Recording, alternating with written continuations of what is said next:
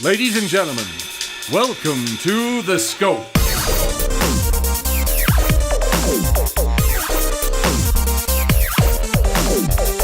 And now, here are your hosts, Jared, Adam, and Shane.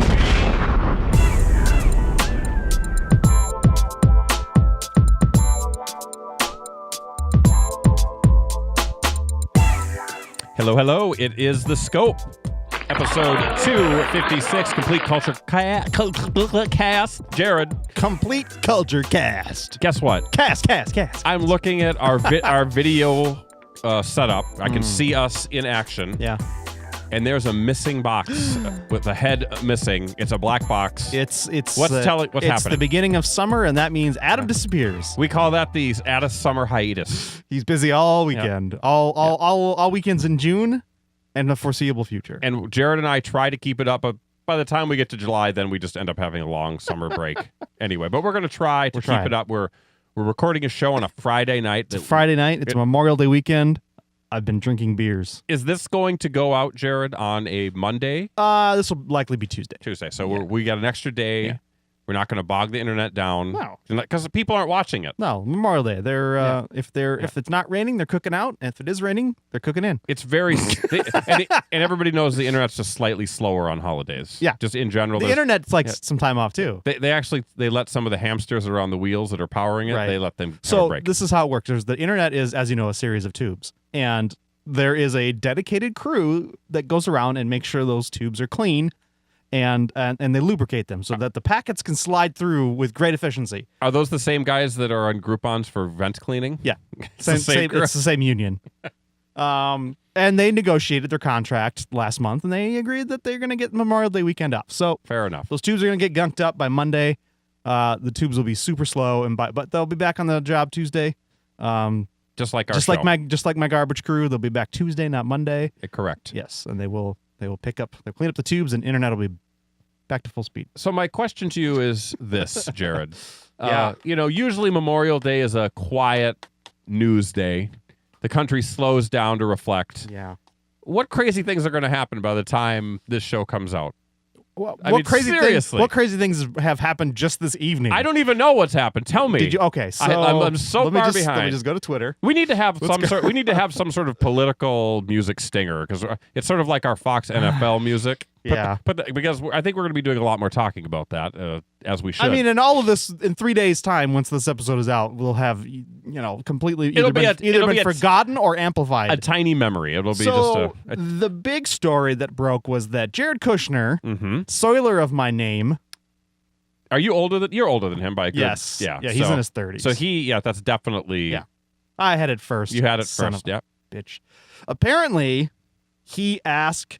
There was a December meeting at Trump Tower wherein he asked Russian Ambassador Sergei Kislyak. You just love this. That's pretty good pronunciation. He asked him about setting up a private secret back channel to the Kremlin, and he suggested using actual Russian communication facilities in America to do that, so they wouldn't be monitored. What is this connection with Russia? Why are people not alarmed by this? They absolutely should be. They should. I mean, depending on what sources you're looking at, this situation is either it's anywhere from concerning to an absolute treasonous travesty. It's on that spectrum. So it really depends on where you are. But some people are saying that as long as we can gut healthcare and kill taxes on rich people, it's okay. It's an acceptable loss, Jared. Well, I mean, that's part of it, but also part of it is there are some people who believe that it's not just the administration that's been corrupted by this, that it goes all the way through the GOP. And how does that corruption take place? I mean, what form does it take that it might corrupt these political players? Well, is it just money, or a lot of it's money? Is there more? A lot of it's money and or assistance in acquiring power of some sort. But if you paid attention to Brennan's testimony, was it the House or the Senate, whatever, this past week, former CIA director, he talks about some of their techniques, and it's like the Russians will lead people along to do treasonous acts, and they may not even know that they've been led along this path until it's too late. So that is there an example? Can you give me? No, I don't have an example. But they have a way of being able to sort of manipulate the an situation? asset into giving them information or doing things through certain methods where the target of that manipulation may not even realize that they have done a treasonous thing until it's too late. Do all of their ambassadors look like Felicity? If only. I think that would make it a lot easier. That perfect Carrie Russell hair. Yeah. Windswept. Just kill you with the back of her hand. Yep. Just get dead. She has no mercy. No. Isn't that crazy it's like coming true? The American TV show is coming true. And that's not to say that that everyone who may or may not be involved in this situation is unaware that they were involved in it. I mean, there are some people who are very much aware and we're willing to take that risk. So today, a super columnist from the Rolling Stone magazine, Matt Taibbi, wrote an article saying that the Democrats have gotten it wrong. In what way? In the sense that they are doing nothing but reinforcing the bad mistakes and the bad impression of themselves across the country. So Donald Trump. What's his argument? Donald Trump is at low approval rating. Yes. But in that same time, the Democrats as a party have lost. They've gone down to they lost 10 points. They're either at 35 or 45%. People are more willing to vote. This is his argument. This is coming from me. People are more willing to vote for a guy that can assault a reporter, and it was clearly proven that he lied about it. Yes. And so wait, is he using the Montana special election as an argument? Because I think that's a flawed argument if that's the case. As part of it. But that's what he's saying is that there's a complexity to Montana that doesn't quite support the story. But go ahead. But the argument is that the Democrats have to learn how to embrace the chunk of the population that maybe wouldn't vote for Republicans, but certainly are apathetic to going out and voting for Democrats. They need to understand the again, this is his thought, the damage of the phrase, the basket of deplorables, and how Democrats just don't go out and embrace the other side. They feel like they can win it by defeating their enemies, which is everybody else who won't vote for them. I don't know if I agree with that 100%. Okay, well, tell me what you're thinking. I just think there's a certain chunk of the part of the well has been poisoned by conservative media. I mean, that's demonstrably true. You have people who get all of their news and information only from Fox News, Breitbart, InfoWars, all of these other outlets, and to them, anyone who's liberal or Democrats is an evil person. Yes, and all of these foibles of the GOP and all of these terrible things happening to Trump, they don't even hear about. So as far as they're concerned, conservatives are the best. Liberals are terrible snowflakes. Yes. Who are mentally ill. So I don't know how you would ever break through to them. So, I mean, I guess you're saying the crux of his argument is you need those people in the middle who are a little bit more reasonable and probably have a more broader consumption of media and probably have a better idea of what's going on. Mm-hmm. They're not being reached. I don't know. They're not being reached. Or you're not convincing them. So, but how do you explain a 3 million popular vote margin then in the presidential election? I know it didn't work out in the electoral one, but that's electoral politics. I think that's a fair statement, but at the same time, if you don't win if you don't capture the correct vote in certain districts, it doesn't matter if you have a popular vote where you win by 5 million votes. If you don't get the right ratio in each district, it doesn't matter, Jared. It doesn't matter. But I think the argument is if you look at it, then the deck is stacked in the favor of the GOP. It may be. Yeah. I don't know.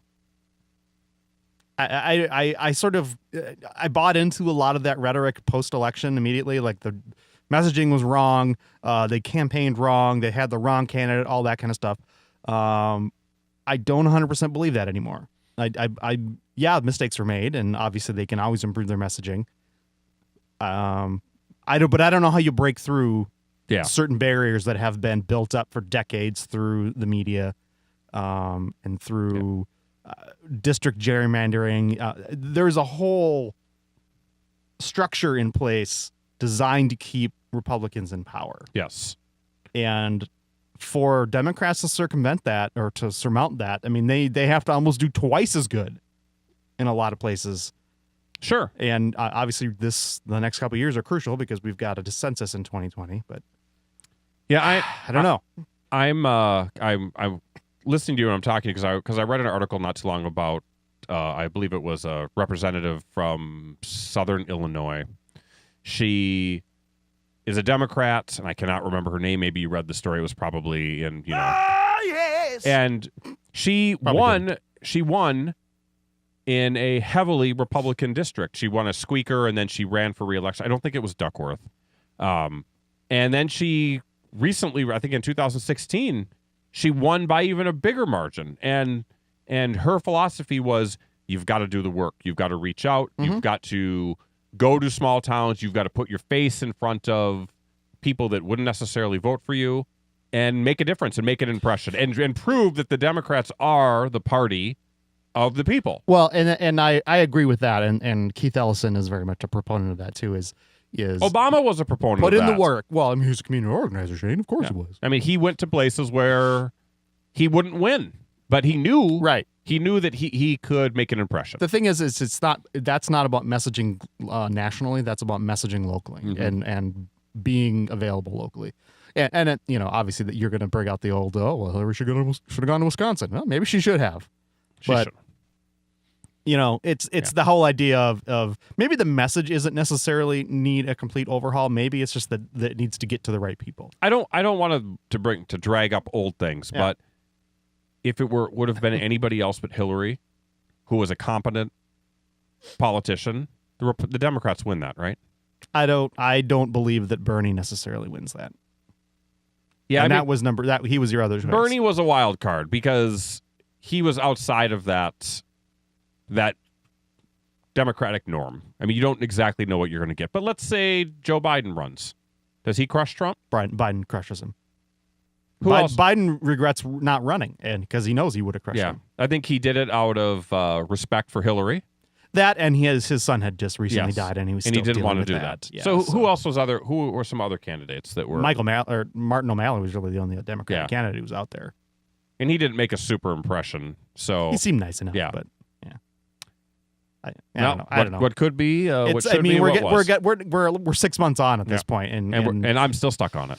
At least in this moment, you got to move on. I don't move on.org, Jared. I've told you this privately too, and I sort of will air it out public too. I sort of feel like this is the situation that we have to go through as a country. I sort of think about like what would have happened if Hillary won, and we would have had investigation after investigation, fake scandal after fake scandal with her. Nothing would be getting done. And that's just the reality of how it would be, because you still would have probably a Republican Congress, and they would hold the power. So they wouldn't be able to do anything, and if they did pass anything and it was terrible, it would just get vetoed and sent back, and they wouldn't have the power to override it. Sure. So nothing's getting done legislatively, and then they already hated Hillary for years, so of course they're going to go after her. Fucking Jason Chaffetz, who was quitting, had basically said he's already got investigations lined up. So I feel like had she won, we would be in a terrible situation. Now, we wouldn't be in the situation we are with Trump. Yeah. Where the world hates us, and we're doing mega handshakes and pushing people out of the way. It's very dicey. He's destroying a lot of goodwill abroad with other countries. However, what it is doing is also exposing the GOP for what it is. But it doesn't mean they're not dangerous. It doesn't mean does that matter if you've got GOP in power, you've got a lot of people that vote opposite of Democrats matter what. If things happen the way that some people think they might happen, a large chunk of the GOP as it stands now will be gone. In what sense? In jail. Quitting. Wow. The GOP party could be. I mean, there's word that there might be a RICO case against the GOP party itself for money laundering. So, who does those cases? That would be run out of the Southern District of New York, Eric Schneiderman. Okay, so that's a state thing. So this is not something that is can be shoved down by the FBI or No, FBI's got their own thing that they're doing.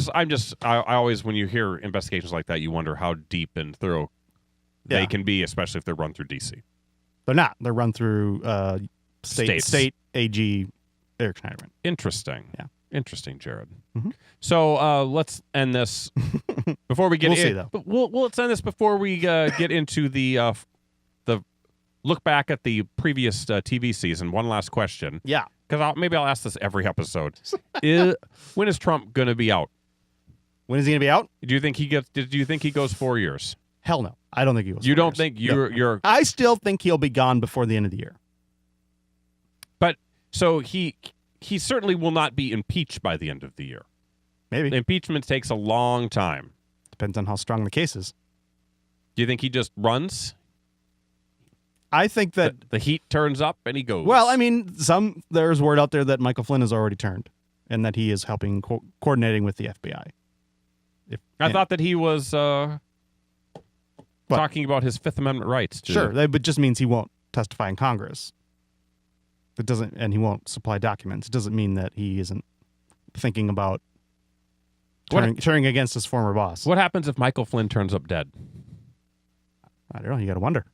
You got to wonder how that happened. That's a Russian thing. It's a Russian thing. Maybe. I don't know. I don't know what to believe anymore because part of what has come to light a lot of times is that there's a lot, the huge Russian disinformation campaign that went on too. Sure. So, they're having fun with it, Jared. they're having a blast. They're having a blast. Somehow France and other countries have learned from our mistakes and managed to figure out, like, they were smart enough. Like Macron was basically understood that they were hacking attempts were being made all the time, and that they probably were going to get stuff. So they actually seeded fake emails and crap in there just to spoil any information that they may have gotten. I have a hunch that our government would not do that because nothing's going to come out that hurts them. I don't know. My overriding concern is like, how do we prevent this the next time? Yeah. This situation with Russian interfering with our elections. Because it's not like they're going to stop. No. What do we do about it? How do we? I don't know. And maybe it's worse next time, It Jared. could be. Maybe it's worse. So much of it depends on the fallibility of people believing this stuff. Yeah. So maybe people will just get smarter next time. I don't know. There's just so many things to consider. Well, let's put this behind us, Jared. Please do. We're pondering heavy stuff. In our next segment, without Adam, it will not be so heavy. We're going to take a look back at the previous TV season, which essentially runs from the fall of 2016 to the end of spring 2017. And then we'll also look ahead into summer and see what shows we can't wait to see and talk about shows that we loved from the past 9 months or so. So let's take a quick break, Jared. We'll be back with you and me and no Adam and more scope right after this. Ladies and gentlemen, for the express entertainment of the patrons of this theater, Power Salad presents Vaudeville, a sparkling program of 11 musical and comic vignettes, including the Dr. Demento Top 10 hit Smells Like Herb Alpert, Gas Station Disc Jockey, In My Driverless Car, and many more. Vaudeville is a wholesome delight the entire family can enjoy. Avail yourselves of this collection of music and comic finery and purchase now at powersalad.bandcamp.com. Ladies and gentlemen,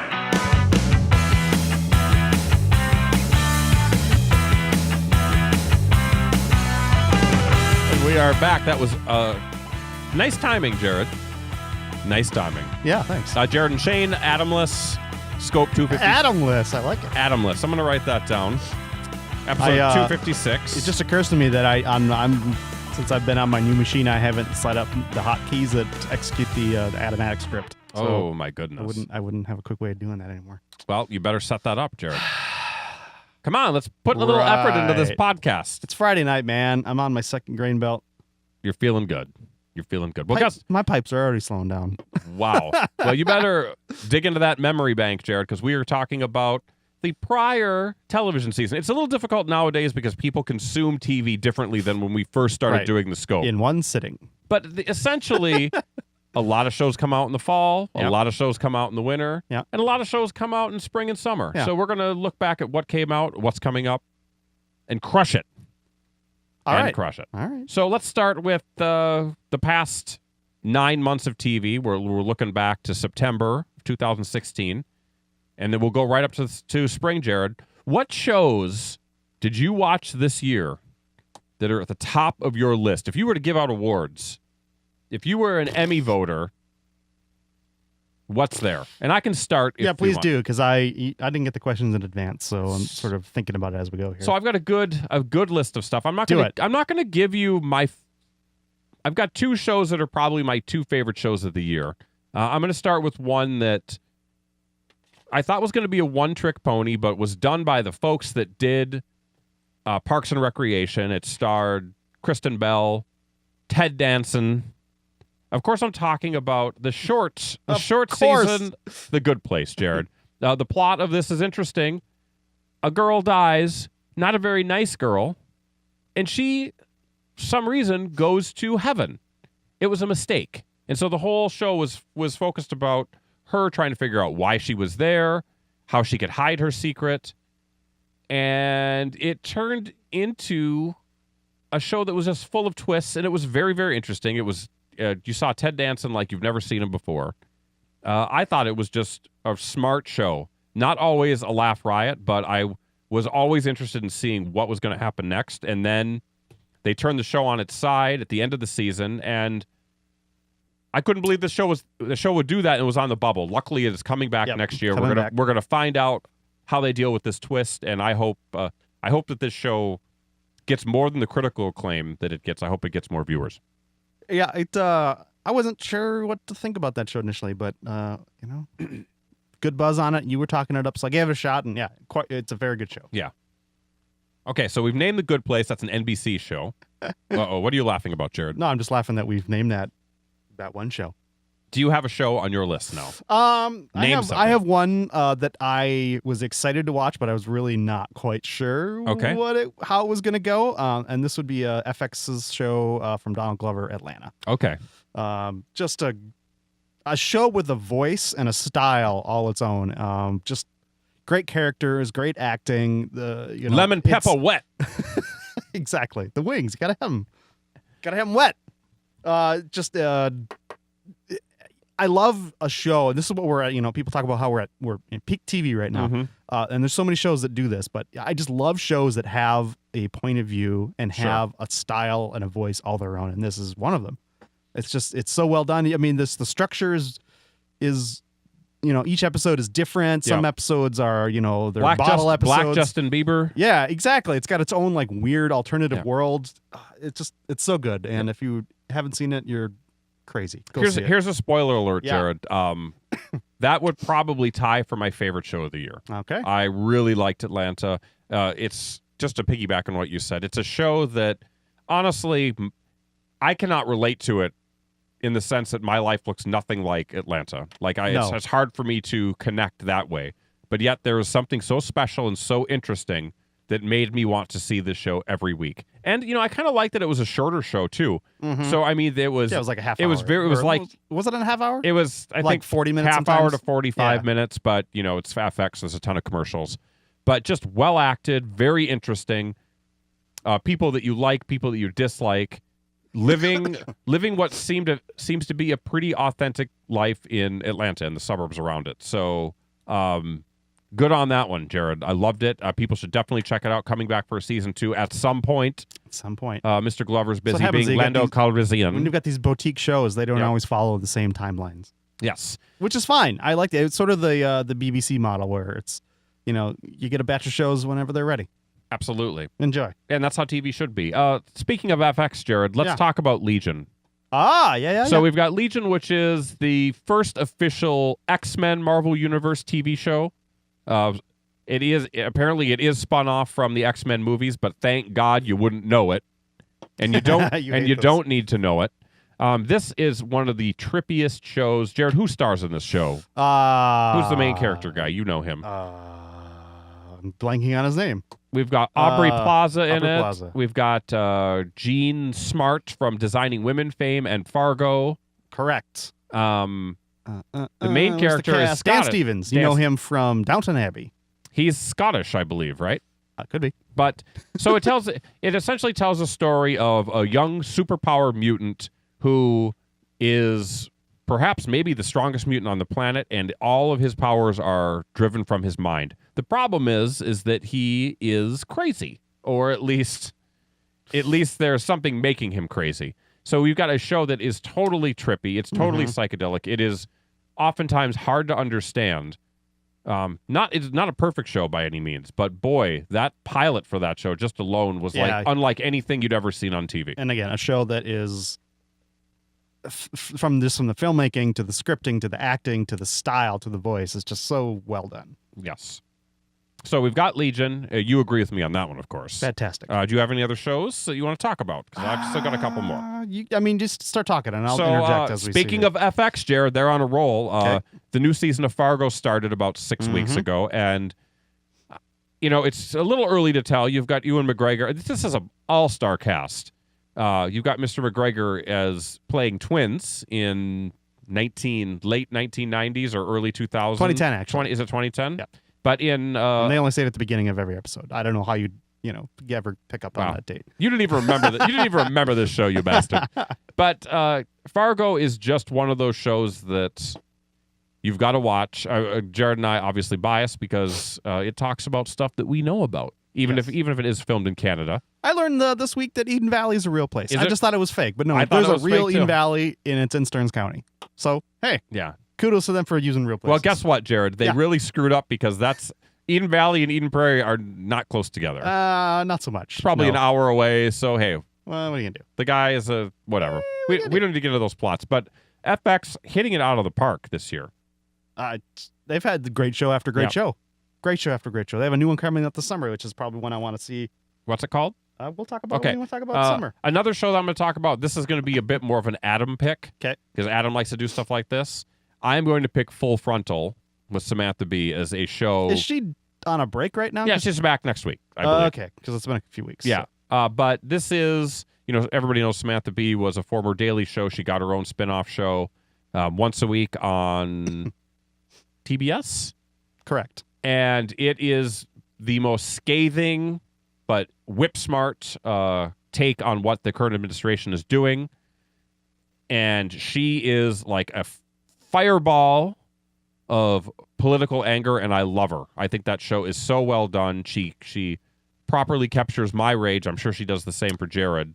I mean, a lot of comedians have benefited greatly from this administration. Colbert is number one in late night. And remember how we were talking about earlier in the fall, like, is Colbert's show, like, what's wrong with this show? Right. And then all of a sudden, apparently it just needed Trump to be president. And people, MSNBC is the number one rated cable news network. CNN is number 2. Fox is number 3. It's just amazing how if you have a foil, people will watch for the opposition. Absolutely. Full Frontal. I mean, you can definitely say John Oliver still, but I think for me, Full Frontal is probably the show that I love to watch the clips the most of. The clips. You don't watch the whole show. You just I don't watch. I watch. Thursday when it comes up, I get to work a little bit early, and I just literally watch the entire show one after another while I'm getting ready for my day. Okay, and it's great. Well, it's couples TV for me. I have to wait for Angela. My lovely wife does not like to get too political because it makes her angry, so she sticks with Housewives. She's got 18 Housewives show. The most political Carrie gets is the Real Housewives of DC, and that's it. Jared, give me another show. All right. I got one more on my list. So, in looking at this, I'm not just thinking of this now. I've sort of thought about this the last month or two, and it's like, I don't watch, outside of CW superhero shows, I don't watch a lot of network TV anymore. Mm-hmm. Like, most of it is boutique cable stuff. Yep. Which, that's where the good stuff is. I think we got to talk about the big HBO series, season 1, Westworld. Sure. I loved Westworld. Yeah. For me, it sort of hit that pocket of artificial intelligence, emerging consciousness married with Western. Yeah. I love both of those concepts, and if you can shove them together in a compelling way, I'm on board. So I loved Westworld. I thought it was a success. I don't know if it was always a success, but it was a show that I looked forward to watching just to see what was going on. It has a visual style all its own. It knows what it wants to present itself as. I don't know if it was always 100% successful, in my opinion. Sometimes it might have been too clever by half, but still, it's a show that I'm looking forward to seeing what they do next season. And it was one that took a little while to kind of get to it. There was a lot of build-up. Yeah. But once you start getting past the mid-season, it really takes off, and things start to reveal themselves. Yeah, and it's just absolutely. so super compelling.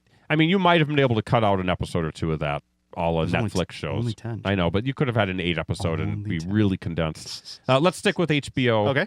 My favorite show of the year that is not Atlanta is The Leftovers. Yeah. I just think that this show... 2 episodes left. This show is challenging. It talks about faith. It talks about death. It talks about loss. It's wryly funny. It talks about getting away on a sex boat in Australia. Yes. The first season took place on the East Coast in New York. The second season, they just got up and moved to Texas, rural Texas. And now the third season, it's mostly in Australia. No, it's crazy. How do you do this? But yet it works. I am fascinated to see how this show plays out, which we talked about on the scope before. It is essentially 2% of the population just disappears, and there's no explanation why. It just is gone. And so then it's sort of telling the story of how different people react to this and how this loss is not like death because you don't really know where they go. And how do you cope with something like this? Right. It would be like... What happens if they leave their shoes behind? It would be like if 10% of the population, Jared, was kidnapped and you trying to deal with that loss because you don't really know what happens. This season had a remarkable episode that ties in Cousin Larry and Balky, which was one of the most bizarre concepts on televition, but it worked perfectly. That's an Emmy award-winning episode, in my opinion. It was a huge risk that really could have... that could have been a jump the shark moment. But yet it looked that shark in the mug and knocked all its teeth out. Right. And then made shark fin soup out of it, which is not really cool. No, but they did. Honestly, if you got a shark attacking you and you destroy that shark defending your own life, then you can take the fins. Yeah, make the soup. Go ahead, you've heard it. So The Leftovers, man, it is a challenging show. Yep. But I love it, and I will be sad when it is over, and I'm sure we will not get an answer to where those people went. And then you know what? I don't care. Mm-hmm. It's not about finding out where they went. It's Damon Lindelof who is behind Lost, and I know that he had a lot of time to think about these puzzle box type shows. I think this is a show that he said from the start, Jared, that we were not going to tell you what happened. Right. It's similar to Lost in that it deals with a lot of similar themes, and there's this big mystery. And structure, too. There's a structural similarity. But this show, from the beginning, as you said, has said, there's a mystery here, and you're not going to get the answers. The show is about how people deal with it. Yeah. And that's why it's successful. Whereas I think Lost sort of led you along thinking, we might tell you what the mystery's about. We might not. Yeah. And in the end, it was all about, the people themselves, which is fine, but a little bit of a bait and switch depending on your perspective. I still loved it. I still love Lost for everything We're not here to relitigate Lost. I love it. We're not here to relitigate Lost. And people don't like that giant stone plug in the water at the end. Screw them. Too bad. Too bad. You can't have the Earth's wine going bad. They did the best they could, Jared. They did the best they could. Hey, let's keep it in the realm of HBO and shows that are over. Okay. Girls, final season. Was it season 8? Yes. Or 7. Whatever. Doesn't matter. Yeah. Last season. What'd you think? I've liked Girls since day one. I've never not liked the show. Yeah. And I think that you talk about risky shows. Mm-hmm. It did exactly that. And it ended. And then it sort of ended again. Yep. They had multiple endings to it. And I think that people that didn't like that show probably were a little closed off. I mean, it's people who don't like that show, I think, are more interested in characters that aren't real.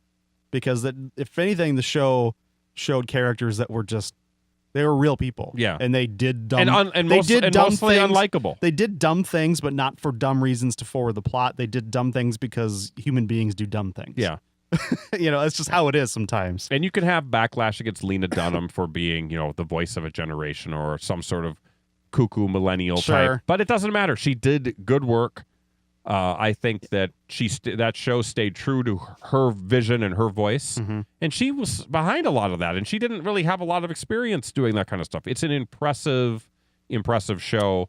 I'll be sad it's gone. I love that show. For me, the scene that sort of encapsulates that show and sort of shows you how good it was and how real it was the engagement party for Shoshana. Sure. How all of our key girls, cast members from over the seasons, have been sort of estranged in different places all season, and they kind of all come together in this moment. Think, oh, we're going to be happy. And you're like, oh happy. yeah, this is going to be the big reconciliation. Everyone's going to be happy, and we're going to go out on a great note. And that's not how it works. No. Shosh is like, you don't even talk to me anymore. Then of course you don't know about this because you're not part of my life. Yeah. It's like real. That's how people are, and people, just sort of fall away from each other without real explanations. And if things aren't tidy, they aren't neat. Hey, and maybe two people who have been upset with each other will reconnect there, like they did with what's Hannah and what's her name? I always think Marnie, but it's not Marnie. Yeah, but the Bohemian gal. I just that scene was just like so well done. Yeah, I think for me the standout scene of the season and maybe of the show is the scene that I was just talking about. That was a great scene, and it was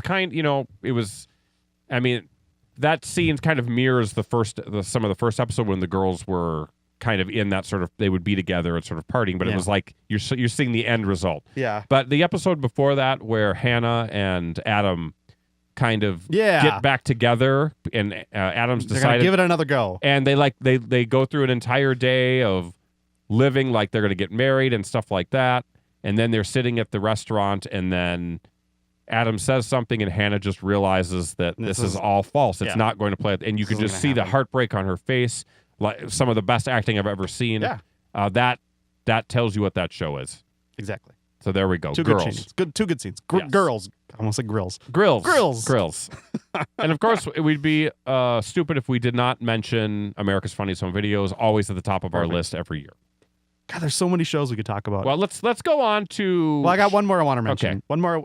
You don't watch this, so you won't have an opinion on it. This will be very fast if I don't have anything. Better Call Saul season 3, as good as the show has ever been. People talking about how great this show is. The show is great, and if you haven't seen Breaking Bad, obviously you're not going to see Better Call Saul. Although, do you need to see both? I hear that it's getting more into the Breaking Bad. It's sort of now you're seeing the sort of the setup of the world that Breaking Bad takes place. So I'm not sure. Are you going to see Bryan Cranston in this show? They say no. Okay, maybe we'll see.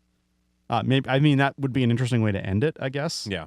That's probably how. I just don't feel like the show can go on too much longer just because of where they are already. But again, it has a great voice. Every episode is directed and shot like a movie. It's just so good. Love it. Love that show. Okay, so we've covered the stuff we love. Usually we leave that to the end, but I want to just real quick. Oh my God! What are you going to talk about? What's your topic? Shows that did not live up to our standards. Okay. Disappointments. I feel like maybe we'll get into that in because I want to talk about CW superhero shows as a whole. Well, that's probably going to be in this. That's area. the cornerstone of this. Okay, yeah. Go ahead. So shows that didn't live up to our standard. I think generally speaking, both. I only watched The Flash and Supergirl on the CW. I watched all 4. And I felt soon to be 5. I felt they've been disappointing. And another show on that network that I watched with my family was Riverdale, which was the Archie show, which Archie's sort of had a resurgence lately, especially in comics where you can take these archetypes of these characters and put them in more realistic, real-world type situations in the comic, and it was very successful. They tried to do that with the TV show where they turned it into this murder mystery, and then they had 18,000 plots that run through 10 episodes, and it just was it started off strong and then faded quickly. But The Flash, Supergirl, Legends of Tomorrow, Arrow, Jared, tell me your feelings.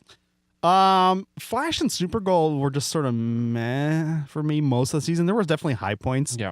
I thought when you had Superman in it was a high point. Yeah, I thought like the big battle between Supergirl and Superman in the season finale, that was a lot of fun and a good way to do a super battle. I didn't really buy into her relationship with Mon-El. I didn't think it was fake or it not kind of came out of nowhere, but didn't it was just sort of like, it's there, whatever. Yeah, they're both, aliens and superpowered nominally, I guess. That makes sense. Whatever. It did not something that made me go, woo, I'm so happy they're together. Also, losing Callista Flockhart as a regular was a huge hit to this show. Yeah. Because she was that saucy spice. And they tried to, they put Jimmy in charge of the magazine, and that didn't really work. And then they brought in this other editor character. That guy was in Felicity. What's his name? Javier something, I think. And he was there to be sassy and bossy. Gruff, Jared. Gruff. He's sort of one-dimensional. Yeah. I don't know. And in the end, Kara wins him over, blah, blah, blah. Yeah. We get it. And then the Flash sort of seemed to like repeat the same concept of we're going to have him fight another speedster. Yeah. He sort of screwed up this time continuum again. Yeah. And then, it still ended well. It ended well. In the end, he ends up having to use time travel to fix things, even though he probably shouldn't. And yeah. I think that the season finale had some good moments. I think, yeah. But it was. I just wasn't really enamored with Savitar as a villain. Yeah. And so, the stakes for me were just not that exciting. Okay. So talk me through Arrow now. What happened there? Arrow, I think, was up and down again. That show has, although I think that they're done with what has been a key part of the show for 5 seasons, and that is the flashbacks to him on the island / Russia / the island again. Okay. The way they wrapped it up, I just watched the season finale tonight in preparation. Good for you. They the season finale takes place back on this island again in the present day, but they're also showing flashbacks on the island in the past. So it's 2 storylines sort of coming together, and then in the end they blow up the island. So I think we're done with the island, and I think we're done with flashbacks. Well, if you blow up the island, that's probably tough that it's going to come back. Which is really good going forward. They can be done with that, and they can sort of get rid of that baggage that Arrow has had. The show struggles a bit with too many characters. Mm-hmm. There's a lot of super characters have sort of cycled in and out of the show. I mean, they're on their 3rd iteration of Black Canary now. Okay. Which she's fine, and I think she fits in with the current group, but they do a lot of bringing back other characters. And of course, the sort of the multiverse that was started in Flash has shown up in this one too. So you've got other versions of these characters from other Earths coming in. Oh, really? Okay. As it's convenient for the story, Yeah. of course. So what about, you're talking about a lot of characters, what about Legends of Tomorrow? That's a big cast with a lot of superheroes. But that sort of makes sense because it's a team show. But so is it, did it get more successful this season than last season? Legends of Tomorrow, yes. I thought the first season was very, I understand if anyone, I started watching it and I dropped it. Anyone bailed on it, it was a really rough ride. But season 2, they dropped some of the more troublesome characters from season 1. Who weren't very good. Mm-hmm. The whole Hawk Girl and Hawkman, completely wasted, in my opinion. Those are some key DC heroes, and I was excited that they were going to be on Legends of Tomorrow. And they blew it. Bad casting, bad storylines. It just was not good. So they got rid of them completely. Better set of characters in season 2. You still have your core, like 4 or 5, and they brought in a couple new ones that actually worked out really well, I think. And were just better actors to begin with. Okay. And they had more fun. Like instead of having this, they had an overarching storyline, but they also had these episodes where each episode they would, travel to a different time period and have to do this thing to stop what then ended up being called the Legion of Doom, which was just fun. Yeah. They had way more fun. I mean, they had an episode with George Lucas in it, for crying out loud, back in the 70s. They had to convince him to make Star Wars. It was just like, this is just, it's cheesy, it's silly, but it's fun. But it worked. I enjoyed it quite a bit. And I'm happy that it's coming back for season 3. Good. The only other show I have on my disappointing, and this is a tepid thing. I think I know what you're going to say. But I think The Americans this season not what I thought. has been, out of all of the seasons of The Americans, I think this has been the weakest season. And I'm saying that because the show is so good. Yeah. But this season, not a lot has happened. I mean, they had this whole thing leading up to one of the main characters' son from Russia, struggling to get out of Russia to visit him in the U.S. Yeah. And then they literally just wipe him away. Yeah, they shipped him back. Like there has to be more to the story than that. Yeah. I mean, he's sort of back now, but he's back in Russia. Oh, I haven't even seen the latest episode. So okay, so maybe they are bringing it back. And then the one of the main drivers of the story this season has been grain, poison grain, and it's been a slow burn. Now, it's leading up to next season, which is the final season. So I'm assuming that in these last couple of episodes, some stuff is going to happen. But I think overall, it feels like we're just burning the candle down to get to the end. Yeah, I felt for a while I thought this was the final season, and I was like, hurry up, guys. I mean, if you're wrapping it up, let's get something going here. Yeah. But this season has been, it's not that I don't like it, because there's definitely things I do like, but I really thought like this is the season where the FBI is going to start closing in. Yeah. Things are going to start getting really dangerous. And none of that has happened. No, it's been pretty casual, honestly. I mean, I think we had more concerns about the FBI catching them in the last season. Absolutely. Yeah. Any pressure that they have is internal pressure. And Absolutely. It's that internal pressure is pretty much not any different than other seasons where it seemed much worse. So yeah, I think that this time that there are definitely more distinct storylines going on. Like in past, you might have an episode where they have just a mission and they deal with someone that you never see again. Yeah. Or, they make sure you never see them again. Fold This them one into a has suitcase. several different storylines that are going on where they're changing costumes and talking to people. And honestly, I'm not quite sure. Like, can you tell me what's going on with them hanging out with that Russia family with Pasha and the other kid who I think is from Vietnam? Yeah, they want that family to go back to Russia. But I don't remember why. Did they ever tell you why? Because I've sort of lost interest in that storyline. I don't know if they had like smarts in some subject that they wanted them back on. I think that might have been it. Like, wasn't he like a botanist too or something? I don't know. It could be. Let's say that. It's a storyline that hasn't been compelling to me, so I've sort of lost interest in it. Those are the moments I sort of pull out the Twitter machine and catch up on what's going on. Yeah.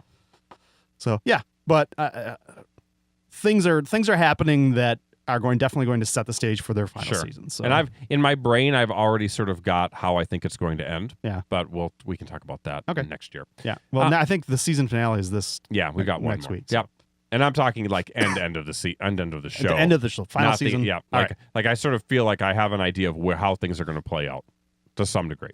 So let's talk about surprise shows. Are there any shows that surprised you, good or bad? I will say have one, but part you of go a ahead. show that surprised me is the sort of the back half, or maybe even just back third of Agents of Yeah, S.H.I.E.L.D. that's my The LMD storyline, specifically once they life get model decoy chair. Yes, specifically once they get into the whatever it is, the Matrix. I forget what they what's call the it. Matrix essentially? Yeah, Where suddenly they're in is this it the framework? The framework. Is that That's what it. it's Yeah. called? Suddenly their consciousnesses are in this world where Hydra has taken over, and it becomes this interesting like commentary on our fears and anxieties of right now in our real world. Yeah. And it got so much better, and it was dark, and it was just gripping storytelling. We'll talk about the through. first half of the show. The first half of the show was a big mess, I thought. Yeah. It was they brought in character Ghost Rider. Right. Which like special effects pretty good. Not bad for TV, yeah. But the story itself was mind-bogglingly weird. It was like supernatural, but not really supernatural. No. And there was like, this whole like I didn't understand what was going on. And he doesn't fit with S.H.I.E.L.D. It's not a character that is known to be with S.H.I.E.L.D.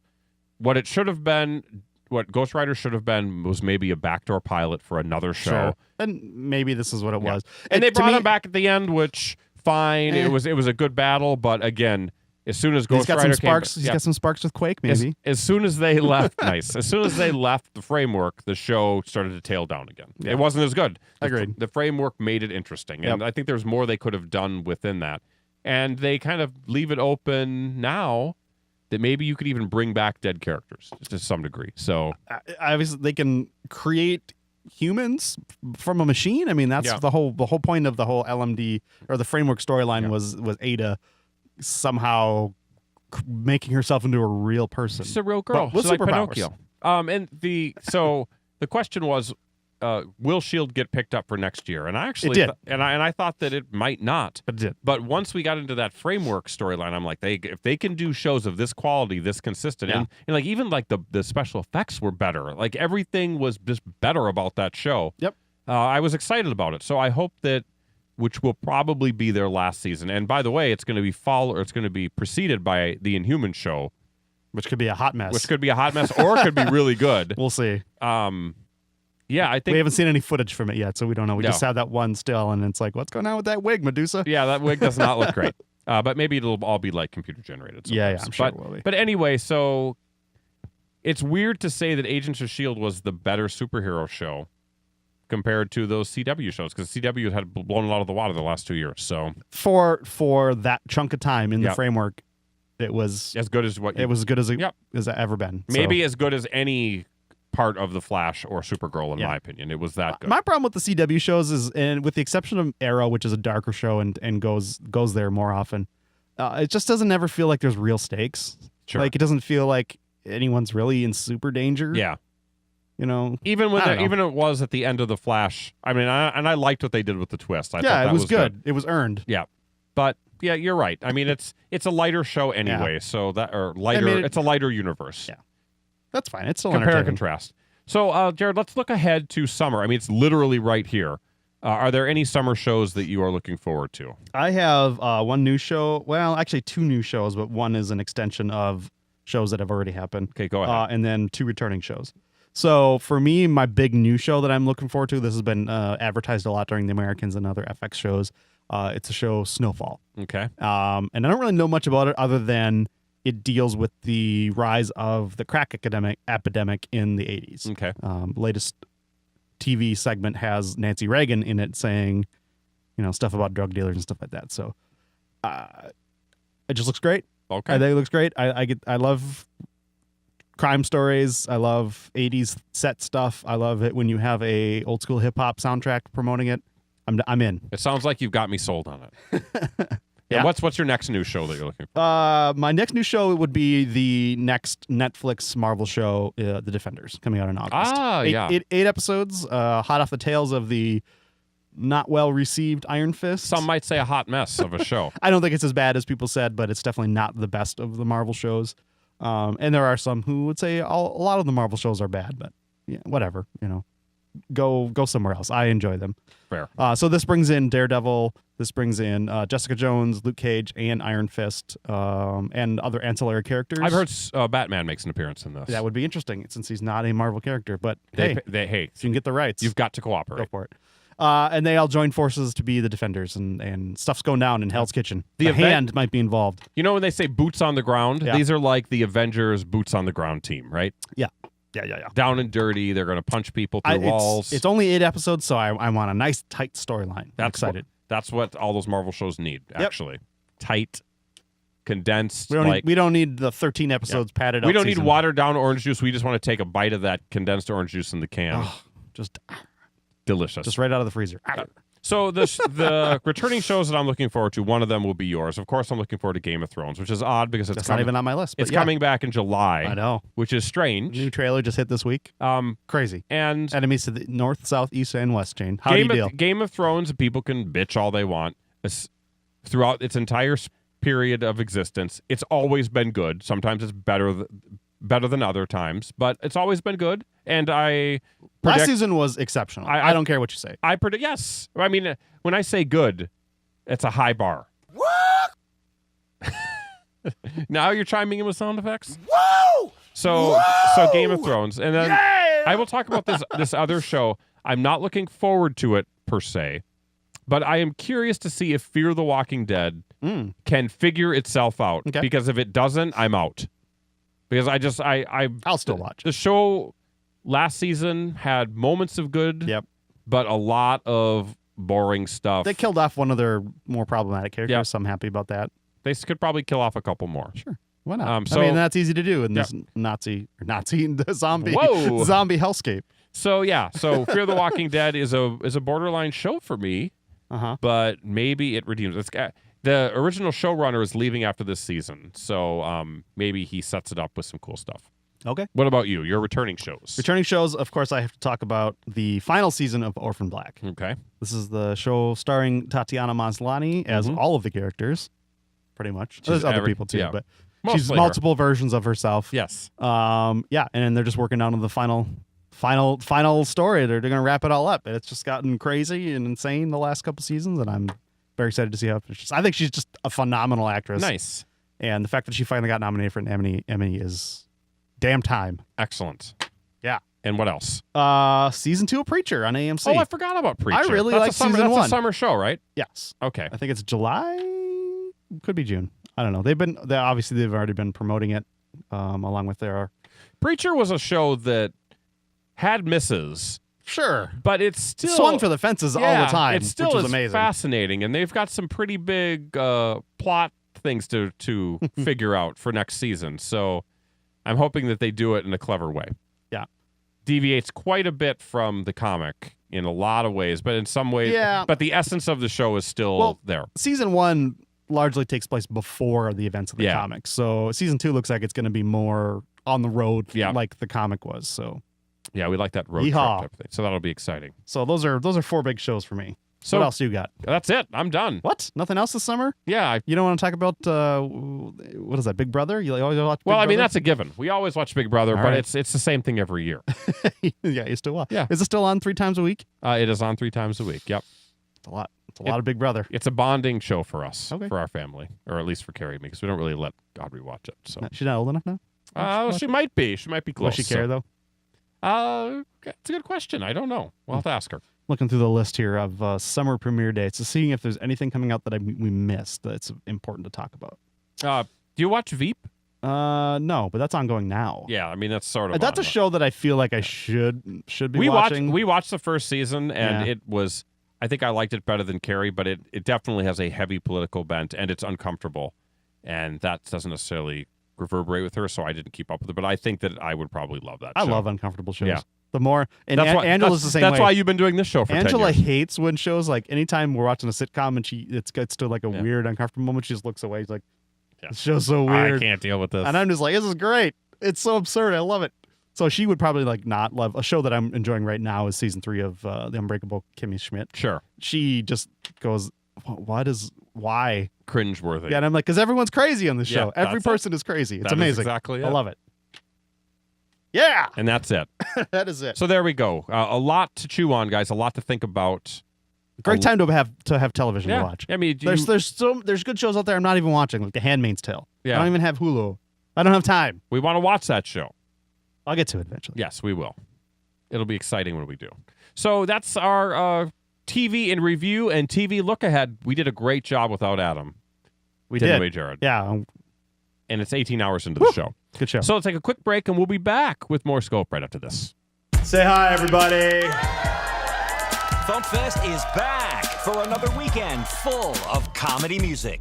Join us June 16th through the 18th at the Elk Grove Holiday Inn just outside Chicago. Performing this year we have Carla Ulbrich, Insane Ian, Smashy Claw, The Great Luke Ski, Bad Teenage Mustache, Nuclear Bubble Wrap, Reformed Whores, Worm Quartet, Boy Meets Robot, Peter Wildman of The Frantics, Tom Turf, and The Goth Sickles. Best FumpFest ever! And this year's guest of honor, Henry Phillips. To the ancient Greeks, we're standing on the shoulders of freaks. Tickets and more information are available now at FumpFest.com. Register for the weekend, get your hotel room, and join us for all the fun. That's FumpFest.com. FumpFest.com.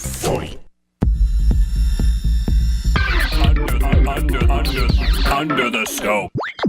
And we are back with Under the Scope, but more specifically, coming soon.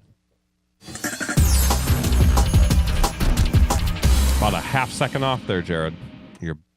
Whoa, there we go. Oh, hey. It's like he's remixing. Hey, guess what, Jared? Every time we do this, Adam is the guy that runs the show, but he is not here. He's not. And so it falls on my shoulders. We are going to be reviewing all of the great pop culture things that are coming in the next week. Buckle up and get ready. It's summer. A lot of things are coming, right? Yeah, absolutely. Let's So go. Let's start with music. June 2nd. Music is released on a Friday now, Jared. Yeah. We've got event. We got a new release from Alt J. I've been hearing a lot of them on Alternative Nation. Kids love Alt J, Jared. Their new LP Relaxer. Sounds like a keyboard command. I think it is. We've got Bleachers. Speaking of girls, and Lena Dunham. This is her boyfriend, formerly of Fun, I believe. Is or Fun with done? I don't know if it's done, but what's that guy's name? I don't remember. But I've been hearing guy, yeah. I've been hearing a lot of Bleachers also on the radio. Dan Auerbach of the Black Keys got an LP, Waiting on a Song. Roger Waters, and then Saint Etienne with Home Counties. Saint Etienne. Coming in the world of movies, Jared, we've got a big release. Captain Underpants, the first epic movie, Captain Underpants, preteen book series. I don't know if my kid has ever read them. I've never read it, but No, it's getting it's not for me. It's counter programming. We've got to have those kids movies. That's our one of our main big releases of the next coming week, first week of June. Speaking of movies, home video. We've got Fist Fight. You know that? Yeah. That film with What's It's got Ice something, Cube. something Day, Ice Cube's in something it, Charlie Day. Charlie Day, and they They're fight. teachers and they want to fight. They're going to There fight. we go. And fight out in the schoolyard. We've got a children. Criterion edition of Ghost World, Jared, a comic book movie. I never saw that. We saw that. A lot of people liked it. Didn't you see that in the theater with me? No. Then I must have saw it with Carrie. Never saw it. The complete Thora series. Birch, I believe. Yes. See? Complete No, I know things. series of Speed Racer cartoon, one of the first anime to come over the side. No, thanks. And also Not for me. the movie Before I Fall. What's that about? I don't even know. I just Is that saw about? It's about safety. it. It is. It's, Like, about- before I fall, Yeah. please place pillows around the room. I it's don't want to the- hurt myself. It's the true life story of how Stop, Drop, and Roll came into existence. For video games, Jared, we've got two big releases. We've got Star Trek Bridge Crew coming out for it's that Rooney Mara movie. PSVR, there's only Rift, and Vibe. That's a May 30th release. And then also a fighting game from our past, Jared. Tekken? It's 7th edition, Tekken 7. Is it really? Hitting for PS4, Totally Xbox guessed. One, and PC. I had no idea it was Tekken. I was that's just a total guess. June 2nd release. That's very weird. It was like you were paying attention. Tekken, as we like to call it, button mashing, and then the snap your neck move. What was the weird dude with the flag and the mask? Yoshimitsu? Yeah, there you go. And there was a panda. Jared, there was a lot of action going on in there. It's good times. But that's not it. Three-dimensional fighting. Three-dimensional fighting. That's not it. We have one additional thing we like to call Hit It or Miss It. Hit it or miss it. Hit of the week. Hit it or miss it. Miss of the week. Look out! Usually we pass the baton on this, so each one of the hosts gets to pick a hit or miss every week. You know what I say about that? What? Ain't nobody got time for that. We don't have time for that because our show is 14 hours long. Jared and I are doing a co-hit this week. And Jared, what is it? I believe we have selected the latest in the DC film universe, Wonder Woman. I can't even believe that we'd even do that given their terrible track record. I know. But yet here we are. It looks great. It looks great. The initial buzz is fantastic. Yeah, this could actually Men be... are upset that the Alamo Drafthouse is having a women's-only screening of it. In fact, they've added another show. Men are just erupting on the internet. Men have it hard. Internet men, you're No a bunch pun of intended. fucking snowflakes. Calm down. I'm writing that down. Calm down, snowflakes. So this stars who, Jared? Gal Gadot. Gal Gadot. Chris Pine. And that's all you need to know. What's her name from House of Cards? Robin Wright. Robin Wright, yes. She was on Colbert this week. And Talking about how she had to do all kinds of workout and eat a bunch of food to bulk up, and she couldn't keep up with the young folks. Stuff. And this movie is like a period piece, so it's sort of like the original Captain America, except this is a World War I. World War I, yep. Yep. So, let's hope that, good. I'm never cheering against the DC Universe movies, but they've done nothing but let us down. Let's hope that this one is the one that sets the ship correctly, shall we? While we're talking about it, any thoughts on the tragedy of Zack Snyder leaving Justice League? Very sad, Yeah. given the circumstances. Sure. Interesting that Joss Whedon is now like full-on DC guy. See, people are making a lot of hay over this. The film's done. The Yeah, film is wrapped up. No, but he's doing like Batgirl for. Sure. So it's like, boy, what did Marvel do to piss him off? Because or was it just? I truly feel like there's bad blood there. Yeah. He just is not. He's just being a gentleman and not saying it. I agree. I feel like something caused him to switch camps. Yeah. So that's sort of a bummer.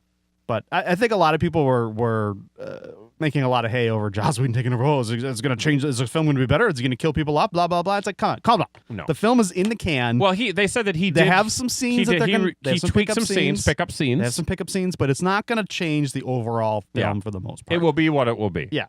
It's too far along in the process for there to be monumental changes. Just calm down, I still folks. think, Jared, that movie visually looks like the same garbage that the other ones did. I Agreed. hate to say it. The trailer looks bad. And the costume design, I don't get it. It's trying to be different and angular to be different and angular. I'm hopeful that it Are you could be a saying good that movie. DC is Angular and Marvel is React? I am. That's exactly what I'm saying. That's web dev stuff, kids. And there you go. Under the scope. Done. Under the scope. Now is the time where we spend 18 hours reading all of the emails we have. Or not. Not quite 18 hours, but we do have a comment. Okay, hit me. This was from episode 253. Just a few episodes ago. Also, Adam was missing in this one. Luke Ski, friend of the show, walks in. He writes in. Luke Ski walks into a bar. Very happy to hear that Shane's favorite Star Wars character is Luke Skywalker. You don't hear that a lot since everybody's always looking about how, quote, cool, unquote, Han Solo is, the smuggler, scoundrel, scruffy-looking nerf herder who had to be continually goaded into doing the right thing. I'd love to hear Shane talk about why Luke is his favorite. Here's the thing, Jared. Yeah. I'll make this brief. Do it. But for kids that grew up with Star Wars, oftentimes Luke Skywalker was the popular character. Sure. Everybody wanted to be Luke Skywalker. He had the lightsaber. He had the girl, even though it was his sister, but you didn't know that. Right. I mean, Luke Skywalker was, if you are an original Star Wars kid, a lot of people liked him. Agreed. Maybe more than Han Solo. Han Solo was always he was like the sidekick to Luke Skywalker. Yeah. That's how I saw it, and I think that's how it was. I Sure. think over time that As people grew up, they're Yeah. like they maybe identified more with Han Solo. And Sure. he became. and the people favorite, and Harrison Ford was the They're bigger not being star. honest. Yeah. They're not being honest. So that's reality, and if you don't like it, kiss my grits. Right. I will always be a Wicket first guy. Of course you were. Well, everyone knows I am always a Mon Mothma. Salacious I'm always. B. Crumb for life. It goes Mon Mothma, Yes. Nine Num, Yep. No, Nine Numb, of course. The extra- Or is it Neon Numb? the extra tall Jawa, Yep. and then Oh. Luke Skywalker, the Jawa that's almost my height. Right. Well, you work with what you can get on He's the day. he's like a super Jawa. He's like it's like one of the Jawa kids' his dad had to be on set. And it's like, put him in a suit too. But he's 5'10". That's okay. He's the one that screwed up that R5D4 too. Trust me. Oh, folks, if you have a favorite Star Wars character, please let us know. Call the voicemail line at 612-21-SCOPE. That is 612-217-2673. And do your best Jawa impression. I want to hear a lot of untitis from you guys. Or you can email us at comments@thescopeshow.com. You can also reach out to us on our social media pages, Facebook, Twitter. Those links are on our website at thescopeshow.com. Or maybe you like to watch us. You like to see me type things into the computer Me, rub my neck. as I'm searching for content to talk about on the show. It's very compelling. You can good do stuff. that on YouTube. You can watch it. What did you say? YouTube? Like you're German. It's YouTube. YouTube. I don't know. Say it like a Jawa. Yeah. YouTube.com/thescopeshow. You can also support the show financially if you want to. It helps pay the bills. It does.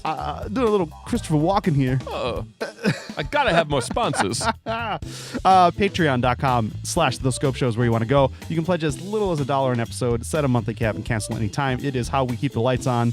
Not literally, but you know what I mean. We keep them on by turning them on And with it a is, switch. Shane, it's summer shopping season. It is. It's time to buy all your grilling stuff, your Slip and slides. slip and slides. Pool noodles. Oh, you can never have enough noodles. Your new summer Speedo. Oh, yeah. You might want to double up on those. So Yeah. Your citronella candles. you can get all that stuff at Amazon.com. Go to thescopeshow.com/Amazon. Click the link. Fill your basket with summer joy. Check out, and a little bit of that comes right into our pockets a couple months later. Yep. 2 months later. That's how they do it. I don't know why. So course. come this fall, we'll be spending your summer dollars. If only we had this much It's energy exciting. earlier on the Shane, show. back to you. All right. Terrific job, Jared. This is called the show's almost done. Beers are going to be in my face again. Energy that's coming on. Punch it up, bitches. Punch it up. So, yeah, fantastic show, Jared. Adam did a great job by Adam, not participating. He just was here to he didn't interfere. Not sometimes the best. Here's Adam. the secret. He actually is here. We just turned his mic off and turned the camera off, Yeah. and it's nothing. Yeah, it's like, never knew. There we go. So guess what, Jared? Yeah. We don't know when we're going to be back. We don't. It's summertime, but Yeah. we promise. We promise our faithful listeners we will be back. We'll definitely as soon as sneak we some can. movie reviews in there Yep, now and there's- again as we get opportunities to do so. Absolutely. Yeah, so so- let's wrap this sucker up for Jared. I am Shane and Adam and Absentinium. We still love them. We'll see you next time on The Scope. So until then, bye for now. Ladies and gentlemen, we find ourselves once again at the end. I hope you've enjoyed our time together. I know I have. Fear not, Scope faithful. Days shall pass as if they were but a moment, and Jared, Adam, and Shane will return with another thrilling episode.